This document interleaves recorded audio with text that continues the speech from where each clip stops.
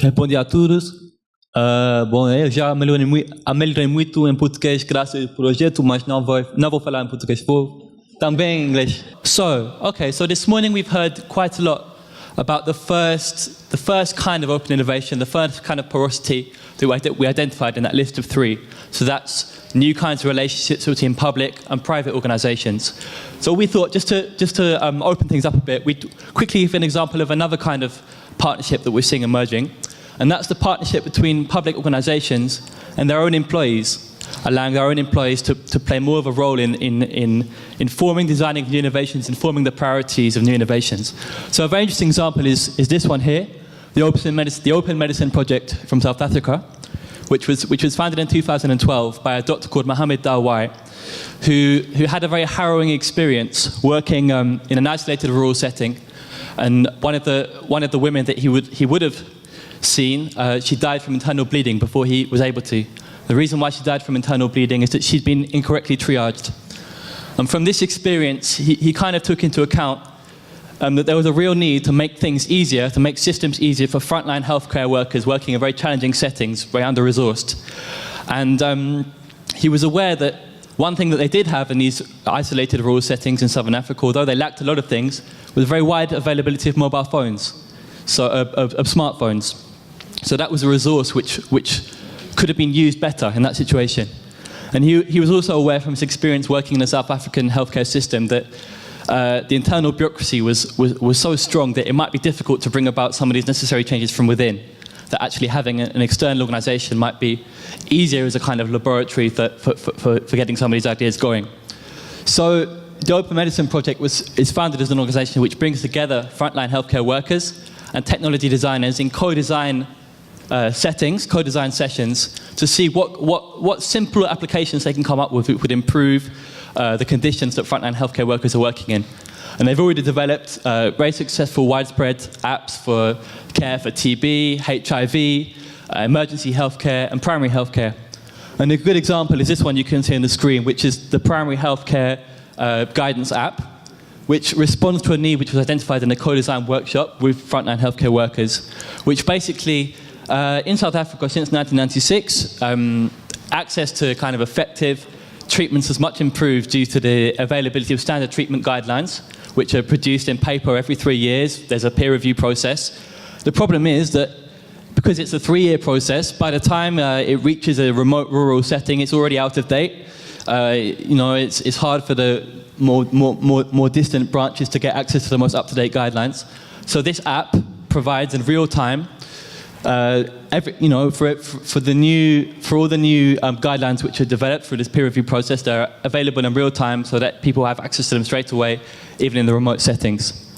So we've spoken quite a lot about the what of open innovation, but our research also touches on the how, which is a $1 million question, really. Our research and our interviews with different innovators from around the world sort of identified a range of key success factors, which we can only touch on briefly. But the first one is the Open Innovation Initiative responding to a real gap in the system. So this is kind of going beyond the philosophy of the push, making sure that your initiative responds to a real need. So if that real need could, for example, be the need of innovators to access buyers, or the need of buyers to find innovators. A second key success factor which has emerged is capitalizing on existing strengths and resources. So building on the assets you have available. So maybe in the town you're working in, there's a particular concentration of research strength in a given area. Maybe there's like smartphones, there's a widespread technology which is available but not being employed for these purposes. Starting small and simple is another key success factor emerged. So quite often when we spoke to people who'd run successful initiatives, they spoke about a temptation there had been to launch an initiative which was going to form a revolution, which is going to change the system completely in every possible way. Well, it's hard to do. You've got to start somewhere. And actually, the best successes were associated with projects which were willing to start small, demonstrate success, demonstrate a change in outcomes, which then attracted confidence and other bigger partners. Gaining support from health leadership came up very frequently as a key factor, and I think the understanding of this is an important factor has been demonstrated this morning by the presence of lots of important and experienced leaders providing endorsement to this project. But important figureheads are not enough. And again, the most successful projects are those projects which, number 5, rely on strong relationships which have been built at different levels. So having a real understanding of what the needs are at frontline, at intermediate level, these means that when your innovation is ready to go on the market, people have got confidence in it, they're interested in it, and it responds to their needs, and they feel part of it. They feel ownership of it. Likewise, another important factor which is sometimes neglected is about behind the scenes having the right core team. So yes, your star innovators, they're going to be stars, they're going to be in the spotlight, but behind the scenes, you need those people who are interested in building relationships, who are interested in supporting things, and who are passionate about kind of less glamorous parts of the innovation process, kind of like adopting and diffusing things. Point number 7, the value of having opportunities for really close interdisciplinary working. So not just having partners who are formally involved and who are doing very different things, but who rarely meet each other, but having the opportunity for people to work together really closely. For example, medical specialists and engineering specialists means you're really capitalizing on the possibility of these different areas of expertise when you're getting people working together. And finally, an important success factor is focusing on innovators as well as innovation.